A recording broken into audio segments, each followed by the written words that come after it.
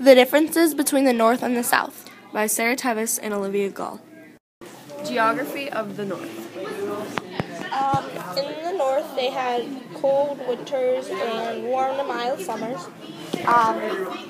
which meant that they had a completely different growing season than in the south because it wasn't as long, the growing season in the north, because they'd plant crops for the summer and then they'd all die by the time the winter came around because it was so cold. Their coastlines had bays and harbors, which were a big part in the north. They played a big role. This is, over here, is the picture of a bay, a harbor. But the bays and harbors meant they could easily travel and ship out their goods, which made money for them. It was a good way of transportation and a good way to get their products around to other parts of the country and to other countries. So that their jobs were fishermen and shipbuilding were the main jobs, which was good. That was the way they made most of their money. And it went along with the bays and harbors, so they never really had to worry about it, like not having a job, because there were always plenty of jobs due to the bodies of water. Like this says, the inland has rocky soil, so farming was hard to do. That played an important role because they had completely different soil in the north than they did in the south, because the south had really good soil for farming and the north had really bad soil for farming. That played a really important role because then the north didn't need to have slaves to get their crops because they didn't really have any. The main business was trading and making crafts. Trading goes along with the bays and harbors as transportation, and making crafts goes along with the trading because people would make crafts and then trade them for money. Geography of the South.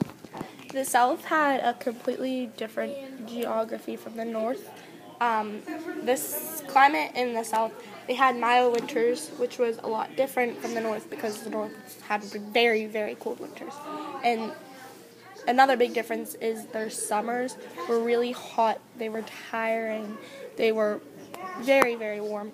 But also, because it was warmer down there, their growing season was longer than in the north because it didn't get as cold in the winters and their summer was so hot. It was a really good environment for the plants. The plants thrived there. Their coastlines had swamps and marshes, which made a pretty big impact on them in the south. They couldn't really have that much fishing because of the murky water. They could fish, but not as much.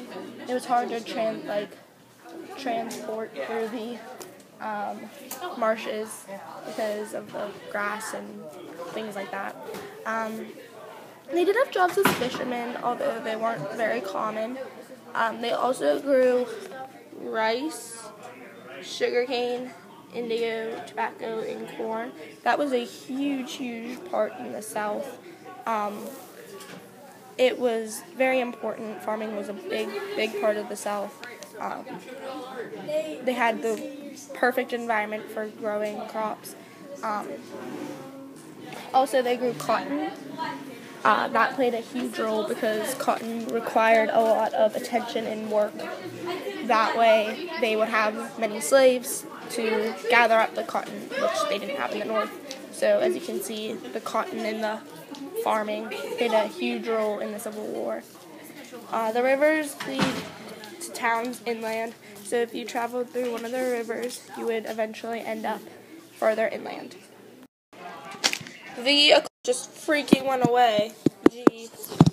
G money. The Economy of the South.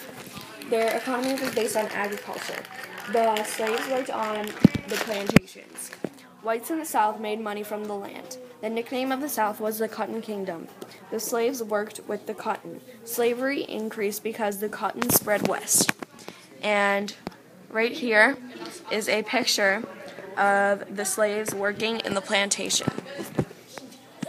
Transportation of the North. The national road is an inexpensive way to deliver products, so they'd use this to get their products to different areas of the country. And then the ships and canals were a quick way to get around. They were easier than other ways. And the railroad was the fastest way to get across land. So instead of walking or taking a buggy, you could use the railroad.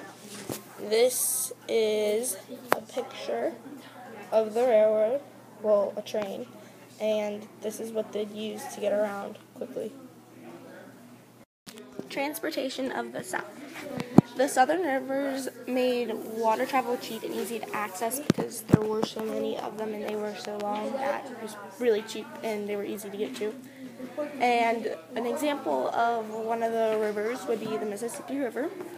And the southern towns formed around the waterways, which means wherever the water was, towns would form because of all the resources in the water and transportation.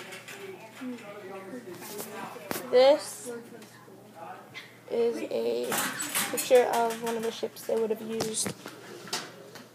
Yeah. Society of the North.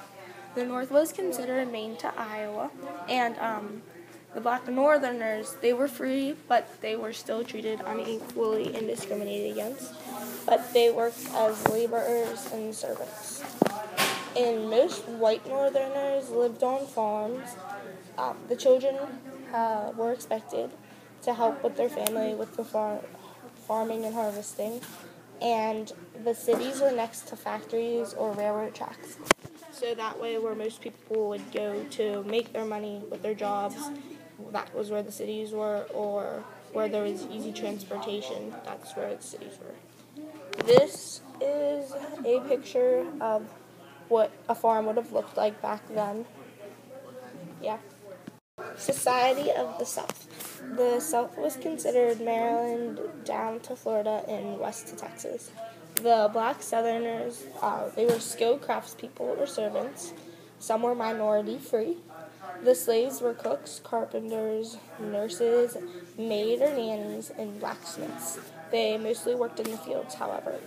The white Southerners measured wealth in terms of land and slaves, which means you were considered rich if you had the most land or the most slaves.